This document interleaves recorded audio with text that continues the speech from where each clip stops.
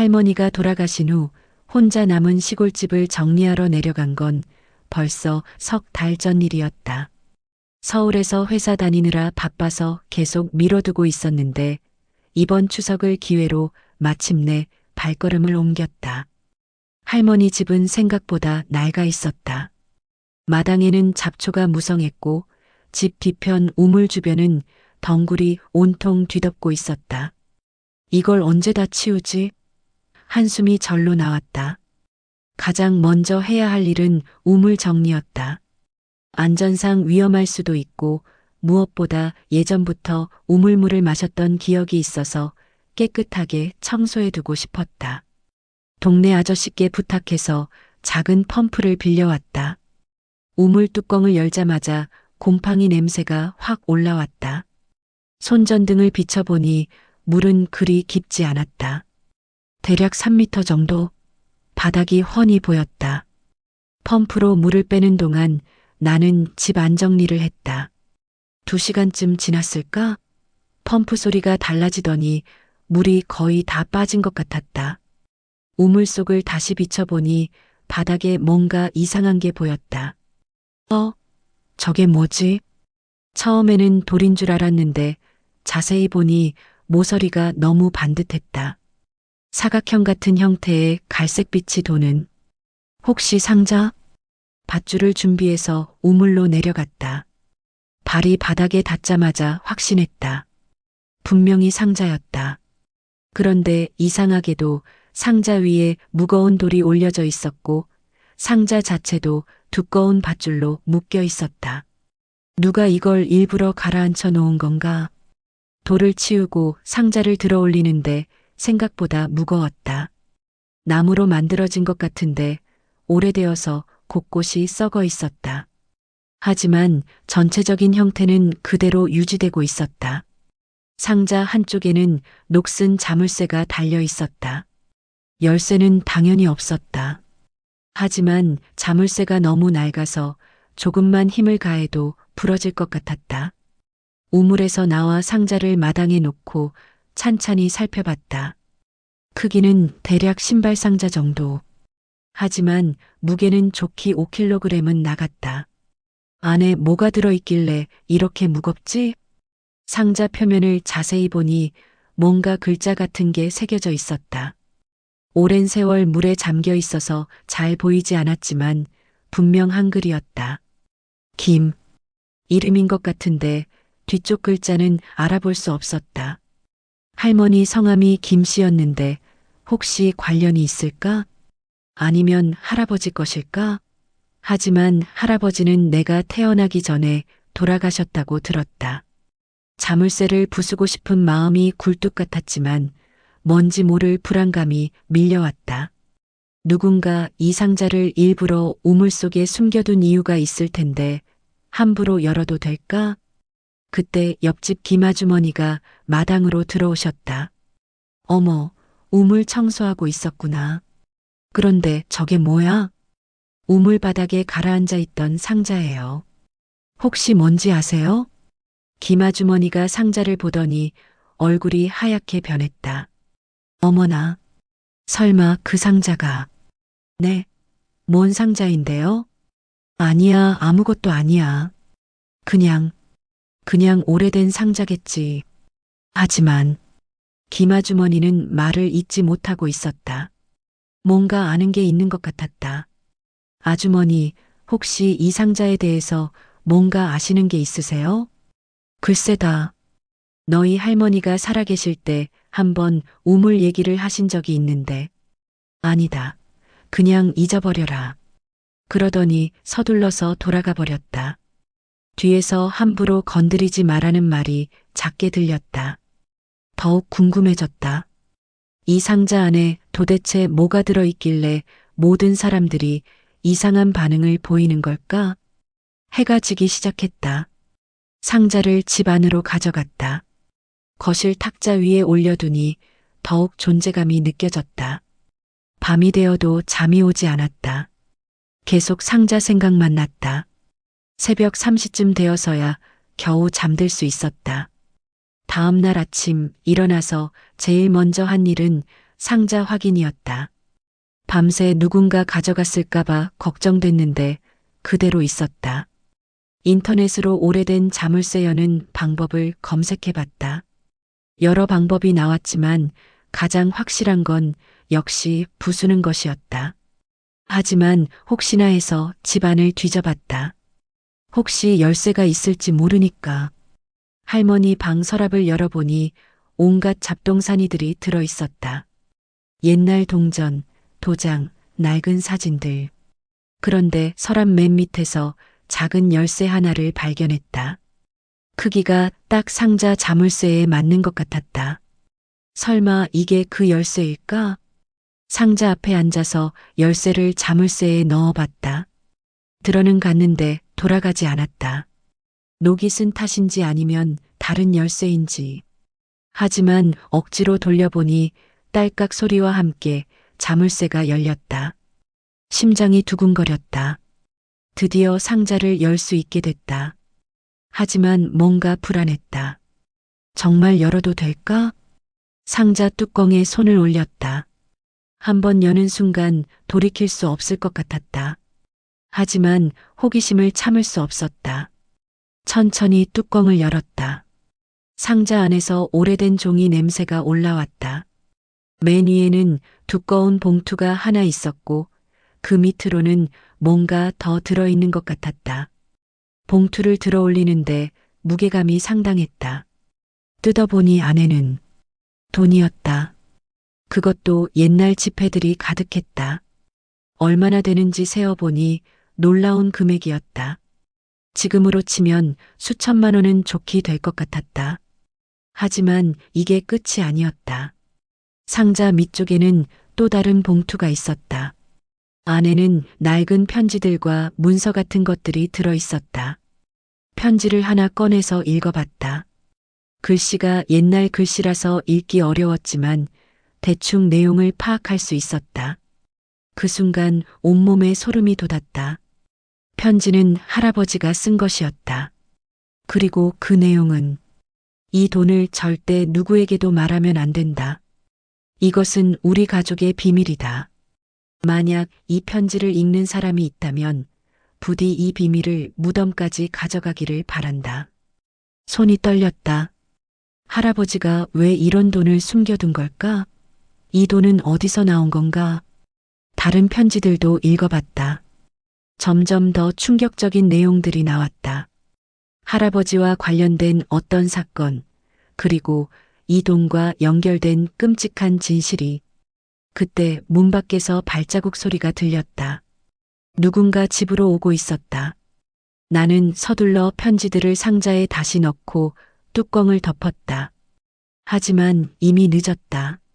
내 인생은 이 상자를 연 순간부터 완전히 달라지기 시작한 것이었다. 문을 두드리는 소리가 들렸다. 계세요? 잠깐 할 얘기가 있는데. 김아주머니의 목소리였다. 그런데 평소와 달리 떨리는 것 같았다. 나는 상자를 다시 한번 확인하고 문을 열었다. 김아주머니의 표정은 어제보다 더 심각했다. 그 상자, 혹시 열어봤니? 아, 네. 우연히 열쇠를 찾아서. 김아주머니가 한숨을 깊게 쉬었다. 그럼 이제 알았구나. 너희 할아버지의 비밀을. 그 순간 나는 깨달았다. 이 상자는 단순한 유품이 아니었다. 우리 가족의 숨겨진 과거, 그리고 절대 밝혀져서는 안 될 비밀이 담긴 판도라의 상자였다. 그리고 나는 방금 그 상자를 열어버린 것이다. 김아주머니가 거실로 들어오더니 상자를 보고는 깊은 한숨을 쉬었다. 역시 그 상자였구나. 아주머니, 도대체 이게 뭔가요? 할아버지가 왜 이런 걸 우물에 숨겨둔 거예요? 김아주머니는 한참을 말없이 상자를 바라보다가 입을 열었다. 너희 할아버지 김정수 씨 말이야. 6.25 때 이상한 일에 휘말렸었다. 그때 이 동네도 많이 어수선했거든. 나는 의자를 권했지만 김아주머니는 그냥 서서 계속 말했다. 전쟁통에 사람들이 피난을 가면서 귀중품이고 뭐고 다 묻어두고 갔어. 그런데 일부 사람들이 그걸 파내서 가져가기 시작한 거야. 설마 할아버지도 직접 파낸 건 아니었어. 하지만 김아주머니가 말을 잇지 못했다. 너희 할아버지는 착한 사람이었어. 그런데 그때는 워낙 어려운 시절이었거든. 가족들 먹여 살리기도 힘들었고 점점 상황이 그려지기 시작했다. 할아버지가 전쟁통의 혼란을 틈타서 남의 재산을 가져간 것일까? 그게 전부가 아니야. 김아주머니의 목소리가 더욱 낮아졌다. 그 돈 때문에 사람이 죽었어. 순간 온몸이 얼어붙었다. 네, 사람이 죽었다고요? 피난 갔던 박씨 집안 사람이 돌아와서 자기네 재산을 찾더라고. 그런데 이미 다 없어진 상태였어. 그 사람이 동네를 돌아다니면서 추궁하기 시작했는데 김아주머니가 잠깐 멈췄다가 계속했다. 어느 날 밤에 그 사람이 너희 할아버지 집에 찾아왔어. 큰 소리가 나더니 다음 날 아침에 뒷산에서 시체로 발견됐지. 나는 숨을 제대로 쉴 수 없었다. 할아버지가 사람을 죽인 거였나? 경찰이 조사했지만 워낙 어수선한 시기라 흐지부지 됐어. 하지만 동네 사람들은 다 알고 있었지. 너희 할아버지가 그날 밤 뭔가 했다는 걸. 그럼 이 돈이 죽은 박씨 가족의 재산이야. 너희 할아버지가 가져간 건 맞지만 살인까지 했는지는 확실하지 않아. 하지만 그 이후로 할아버지가 완전히 달라졌거든. 말수도 줄어들고 밤마다 잠꼬대하고 상자를 다시 보니 완전히 다르게 느껴졌다. 이건 그냥 유산이 아니었다. 피로 얼룩진 돈이었다. 그래서 할아버지가 우물에 숨겨둔 거군요. 응. 아마 죽을 때까지 죄책감에 시달렸을 거야. 그 돈을 쓸 수도 없고 돌려줄 수도 없고 그래서 우물 깊숙이 묻어둔 거지. 김아주머니가 나를 똑바로 쳐다봤다. 이제 너도 알았으니까 다시 묻어버려라. 이런 건 세상에 나오면 안 돼. 하지만 나는 쉽게 결정할 수 없었다. 아무리 그래도 할아버지가 정말로 사람을 죽인 건지 확실하지 않았다. 그리고 만약 정말로 박씨 가족의 재산이라면 유족들에게 돌려줘야 하는 거 아닌가? 아주머니, 박씨 가족 후손들은 지금 어디에 살고 있어요? 글쎄, 그때 다 흩어졌으니까 모르겠네. 하지만 이런 일을 다시 파헤치면 안 돼. 이미 지난 일이야. 김아주머니가 돌아간 후 나는 혼자서 상자 앞에 앉아 있었다. 편지들을 다시 꺼내서 자세히 읽어봤다. 할아버지의 마지막 편지에는 이런 내용이 있었다. 나는 죄인이다. 박인수 씨 가족에게 끝까지 죄를 지었다. 이 돈은 원래 그들의 것이었다. 나는 단지 보관만 하고 있을 생각이었는데 그만 욕심이 생겨버렸다. 박 씨가 찾아왔을 때 나는 무서웠다. 그래서 그만. 하지만 내가 직접 손을 댄 건 아니다. 다만 내가 밀쳤을 때 그가 넘어지면서 머리를 부딪혔을 뿐이다. 사고였다. 하지만 아무도 믿어주지 않을 것이다. 사고였다는 것이다. 할아버지는 고의로 살인을 한 게 아니라 실수로 사람을 죽게 만든 것이었다. 하지만 결과는 똑같았다. 다른 편지에는 더 자세한 내용이 적혀 있었다. 할아버지가 어떻게 박씨 가족의 재산을 발견하게 되었는지, 왜 가져갔는지, 그리고 그날 밤 무슨 일이 있었는지. 읽으면서 할아버지의 심정을 조금은 이해할 수 있었다. 전쟁 중이었고 가족들이 굶어 죽을 상황이었으니까. 하지만 그렇다고 해서 남의 재산을 가져가도 되는 건 아니었다. 가장 충격적인 건 마지막 편지였다.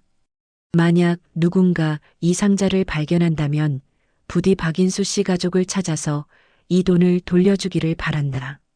나는 평생 이 죄책감에 시달렸다. 이 돈을 쓸 때마다 박 씨의 얼굴이 떠올랐다. 그래서 결국 한 푼도 쓰지 못하고 이렇게 숨겨둘 수밖에 없었다. 내 죄를 대신 갚아달라. 할아버지도 평생 고통스러워했던 것이다.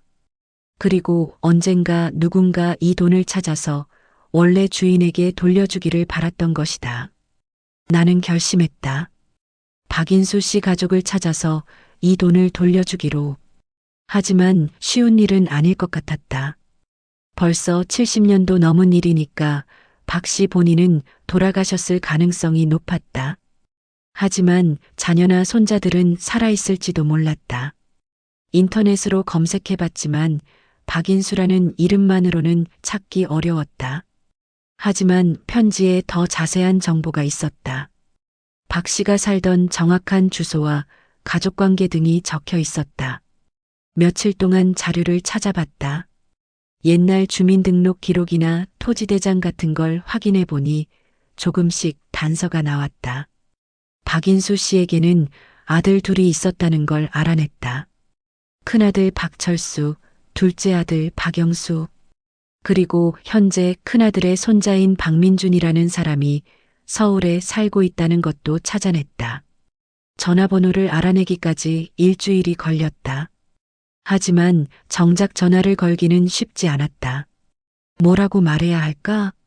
안녕하세요. 저희 할아버지가 당신 할아버지를 죽이고 재산을 가져갔는데 돌려드리러 왔습니다라고 할 수는 없잖아.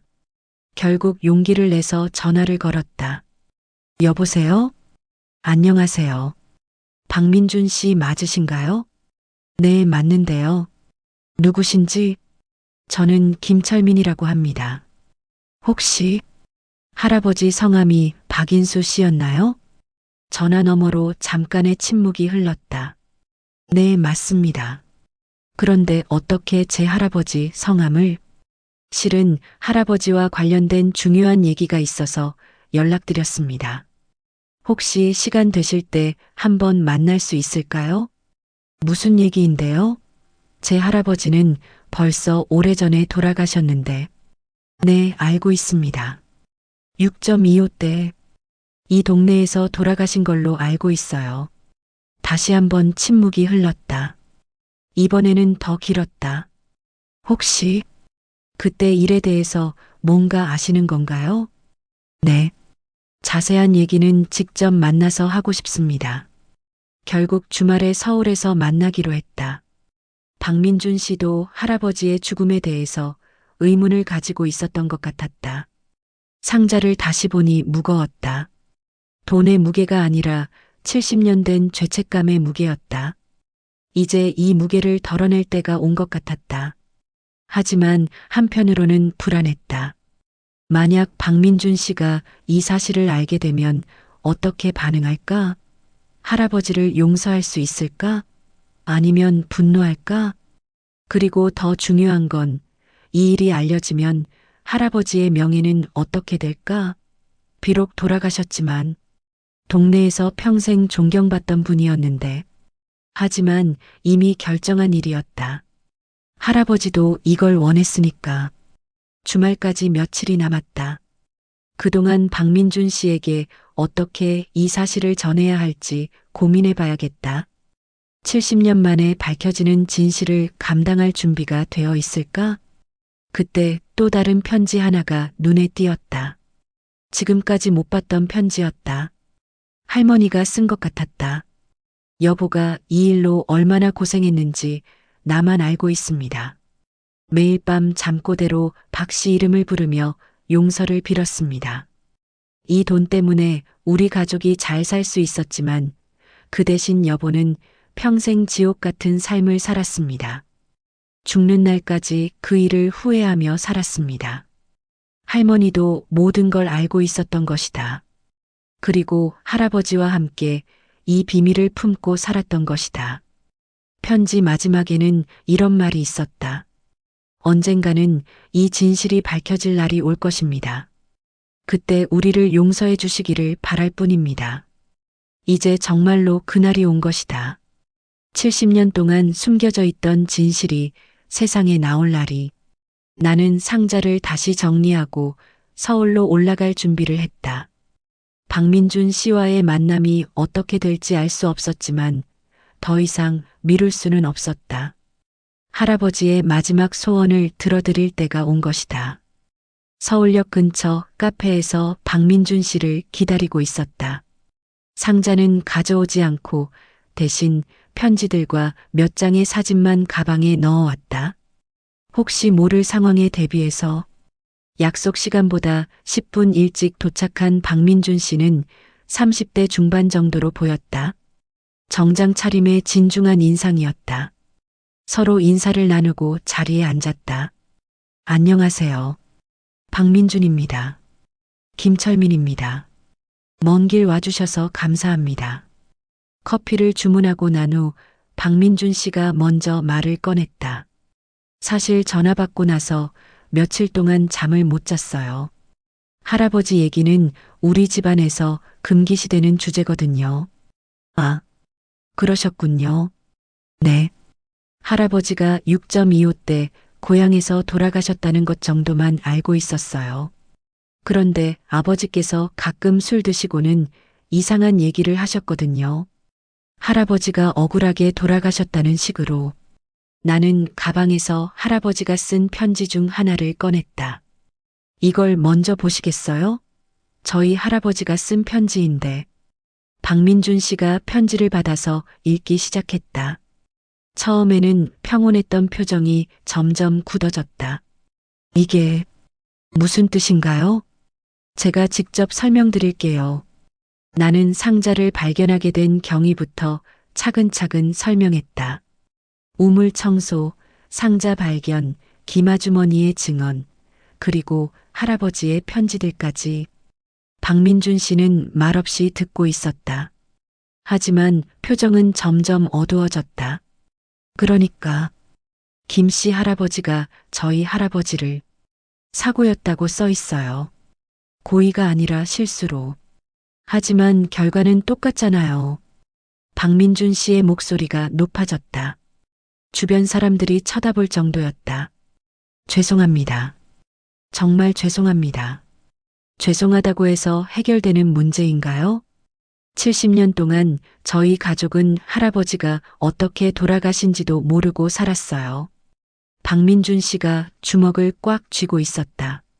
나는 어떻게 말해야 할지 몰랐다. 그런데 더 가관인 건 박민준 씨가 계속 말했다. 저희 가족 재산까지 가져갔다는 거죠? 그래서 돌려드리려고 연락한 거예요. 70년 후에요? 이제 와서? 분위기가 험악해졌다. 다른 손님들이 우리를 쳐다보고 있었다. 일단 자리를 옮길까요? 우리는 조용한 공원으로 자리를 옮겼다. 박민준 씨는 여전히 흥분 상태였다. 도대체 그 돈이 얼마나 되는데요? 정확히 세어보지는 않았지만 지금 가치로 수천만 원은 될 것 같아요. 수천만 원. 박민준 씨가 허탈한 웃음을 지었다. 그 돈으로 김 씨 가족들은 잘 살았겠네요. 아닙니다. 할아버지는 그 돈을 한 푼도 안 쓰셨어요. 죄책감 때문에. 그럼 뭐하러 가져간 건가요? 나는 할아버지의 다른 편지를 꺼냈다. 이 편지를 읽어보세요. 박민준 씨가 편지를 읽는 동안 나는 조심스럽게 말했다. 할아버지도 평생 고통스러워 하셨어요. 매일 악몽에 시달리셨고 그 돈 때문에 가족들과도 제대로 지내지 못하셨대요. 그건 당연한 거 아닌가요? 사람 죽이고 재산 훔쳤으면. 박민준 씨의 말이 차갑게 느껴졌다. 하지만 고의가 아니었어요. 전쟁 중이었고 상황이 급박했고. 변명하지 마세요. 고의든 실수든 결과는 똑같아요. 대화가 평행선을 달렸다. 박민준 씨는 계속 분노하고 있었고 나는 할아버지를 변호하려 했다. 그때 박민준 씨가 갑자기 말했다. 그 돈 정말로 돌려주실 건가요? 네, 그럴 생각입니다. 전부요? 네, 전부요. 박민준 씨가 잠깐 생각하더니 다시 말했다. 사실 저희 가족도 지금 어려운 상황이에요. 아버지 병원비 때문에 빚도 많고. 갑자기 분위기가 달라졌다. 아까까지 분노하던 박민준 씨가 현실적인 얘기를 하기 시작했다. 그런데 정말로 그 돈을 받아도 될까요? 이미 70년이나 지났는데 할아버지의 유언이었어요. 꼭 돌려달라고. 하지만 세상에 알려지면 안 되잖아요. 김 씨 할아버지 명예도 있을 텐데. 박민준 씨도 고민하고 있었다. 돈은 필요하지만 이런 식으로 받는 것에 대한 부담감이 있는 것 같았다. 아무에게도 말하지 않겠어요. 그냥 조용히 처리하면 되잖아요. 그게 가능할까요? 해봐야죠. 우리는 구체적인 방법에 대해 논의했다. 현금을 직접 전달하기엔 너무 위험했다. 은행 계좌로 송금하자니 기록이 남을 수 있었다. 일단 그 돈을 직접 확인해 보고 싶어요. 그럼 시골집으로 함께 가시겠어요? 네, 그렇게 하죠. 다음 주말에 함께 시골집에 가기로 했다. 하지만 아직 해결되지 않은 문제들이 많았다. 돌아가는 길에 박민준 씨가 마지막으로 말했다. 김 씨, 솔직히 말해서 아직도 화가 나요. 하지만 이미 다 지난 일이니까. 그리고 김 씨 할아버지도 고생 많이 하셨을 것 같고, 이해해 주셔서 감사합니다. 대신 조건이 있어요. 네, 말씀하세요. 제가 원하는 건 돈만이 아니에요. 진짜 진실을 알고 싶어요. 그날 밤에 정확히 무슨 일이 있었는지. 그때 나는 아직 박민준 씨에게 말하지 않은 게 있다는 걸 깨달았다. 김 아주머니가 해준 얘기 중에 더 충격적인 내용이 있었기 때문이다. 실은 아직 말씀드리지 않은 게 있어요. 뭔가요? 김 아주머니 말씀으로는 그날 밤에 박인수 씨 혼자 온 게 아니라고 하더라고요. 박민준 씨의 표정이 다시 굳어졌다. 누구와 함께 왔다는 거예요? 아들과 함께 왔다고. 그러니까 박민준 씨 아버지와 함께. 네. 우리 아버지가? 네. 그런데 사건 이후에 아버지는 도망쳤다고 해요. 박민준 씨가 완전히 얼어붙었다. 그럼 우리 아버지가 살아있다는 건가요? 모르겠어요. 김 아주머니도 그 이후로는 못 봤다고 하시더라고요. 순간 모든 게 복잡해졌다. 만약 박민준 씨의 아버지가 살아있다면 그분은 70년 동안 아버지의 죽음을 목격했다는 사실을 숨기고 살아온 것이었다. 그리고 더 중요한 건 그분이야말로 그날 밤의 진실을 정확히 알고 있는 유일한 증인이라는 것이었다. 우리 아버지, 지금 요양원에 계세요. 박민준 씨의 목소리가 떨렸다. 혹시 그때 일에 대해서 뭔가 말씀하신 적 있나요? 가끔 치매 증상으로 헛소리할 때 아버지 이름을 부르긴 하셨는데 설마 그게 이제 정말로 복잡해졌다. 70년 만에 밝혀지는 진실이 생각보다 훨씬 더 깊고 어두운 비밀을 품고 있었던 것이다. 박민준 씨가 휴대폰을 꺼내더니 누군가에게 전화를 걸었다. 여보세요, 아버지? 아니에요, 괜찮으세요. 아버지, 혹시 할아버지 박인수에 대해서 기억나시는 게 있어요? 네. 아버지, 정신 차리세요. 할아버지가 어떻게 돌아가셨는지 아세요? 전화 너머로 뭔가 웅얼거리는 소리가 들렸다. 김정수? 김정수가 누구예요, 아버지? 박민준 씨가 나를 쳐다봤다. 할아버지 이름이었다. 아버지, 김정수가 뭘 했다고요? 네. 미안하다고. 뭘 미안하다는 거예요? 전화가 끊어졌다. 박민준 씨의 손이 떨리고 있었다. 우리 아버지가 정말 그때 그 자리에 있었던 것 같아요. 이제 우리는 단순히 돈을 돌려주고 끝낼 수 없게 되었다. 70년 된 진실의 마지막 조각이 요양원에 있는 한 노인의 기억 속에 잠들어 있었고 그 조각을 찾아내지 않으면 이 이야기는 영원히 끝나지 않을 것 같았다. 박민준 씨가 말했다. 아버지를 만나러 가야겠어요. 함께 가시겠어요? 나는 고개를 끄덕였다. 이제 돌이킬 수 없었다. 70년 전 그날 밤의 진실을 끝까지 파헤쳐야 했다. 하지만 한편으로는 두려웠다. 과연 우리가 그 진실을 감당할 수 있을까? 요양원으로 가는 길에 박민준 씨는 계속 침묵하고 있었다. 아버지가 70년 동안 숨겨온 비밀을 마주해야 한다는 부담감이 느껴졌다. 혹시 아버지가 말씀 안 해주시면 어떻게 하죠? 그래도 물어봐야죠. 이미 여기까지 왔는데. 요양원에 도착해서 박민준 씨 아버지를 만났다. 박철수 씨는 80대 후반으로 휠체어에 앉아 창밖을 바라보고 계셨다. 치매 초기 증상이 있다고 했지만 의외로 정신은 맑아 보였다. 아버지, 안녕하세요. 민준이가 왔구나. 그런데 이분은 누구냐? 아버지께 여쭤볼 게 있어서 온 분이에요. 나는 조심스럽게 인사를 드렸다. 안녕하세요. 김철민이라고 합니다. 김씨? 박철수 씨의 눈이 갑자기 초점을 잃었다.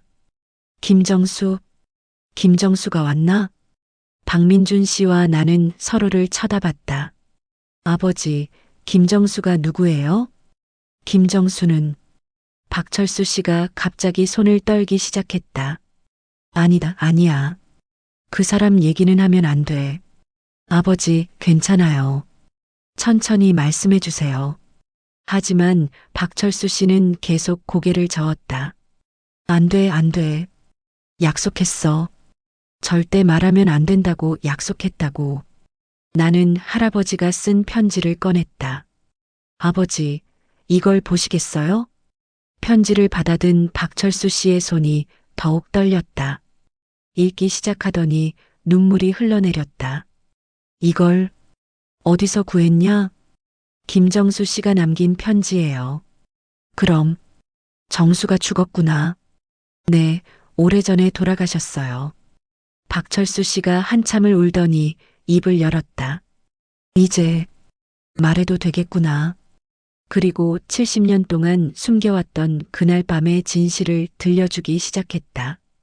그날 아버지와 함께 김정수 집에 갔어. 우리 집 재산을 찾으러. 왜 함께 가셨어요? 아버지 혼자서는 위험할 것 같아서. 그때 나도 20살이었거든. 혈기왕성한 나이였지.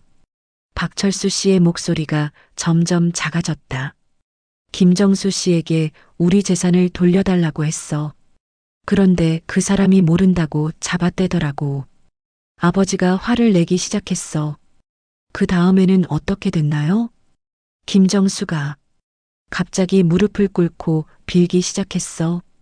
가족들이 굶어 죽을 상황이라고, 조금만 더 시간을 달라고. 박민준 씨가 긴장한 표정으로 들었다. 그래서 아버지가 어떻게 하셨어요? 아버지도 처음에는 불쌍하게 생각하셨어. 하지만 우리도 먹고 살아야 했거든. 그래서 당장 돌려달라고 했지. 박철수 씨가 잠깐 멈춘 후 계속했다. 그때 김정수가 갑자기 일어나더니 아버지를 밀쳤어. 네. 자기도 살고 싶다고, 가족들을 굶겨 죽일 수는 없다고 소리치면서. 이 부분이 할아버지 편지와 달랐다. 할아버지는 자신이 박인수 씨를 밀쳤다고 했는데 박철수 씨의 증언으로는 반대였다. 그래서 아버지가 넘어지셨어요? 네. 뒤로 넘어지면서 머리를 벽에 부딪히셨어. 그 소리가 너무 컸어. 박철수 씨가 울기 시작했다. 아버지가 즉시 의식을 잃으셨어. 김정수는 완전히 패닉 상태가 됐고 나도 어떻게 해야 할지 몰랐지. 그 다음에는 김정수가 빌기 시작했어. 자기 잘못이 아니라고, 실수였다고. 그러면서 우리 집 재산을 다 돌려주겠다고 했어. 박민준 씨가 아버지를 바라봤다. 그럼 할아버지가 돌아가신 게 정말 사고였던 거네요? 그래. 고의가 아니었어. 김정수도 그걸 알고 있었고 나도 봤으니까. 하지만 여기서 끝이 아니었다. 그런데 박철수 씨가 더 어려운 표호로 말했다. 김정수가 나에게 부탁했어. 무슨 부탁을요?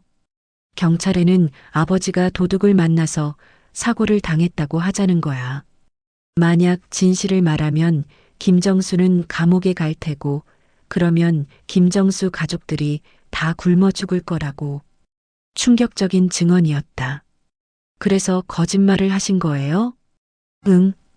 김정수가 우리 재산도 다 돌려주겠다고 했고, 자기 재산도 더 주겠다고 했거든. 그래서 약속했어. 박민준 씨가 이해할 수 없다는 표정을 지었다. 아버지, 그게 말이 돼요? 할아버지가 돌아가셨는데 돈 받고 입막음을 한 거예요? 미안해. 정말 미안해. 그때는 너무 어렸고 무서웠어. 박철수 씨가 계속 울었다.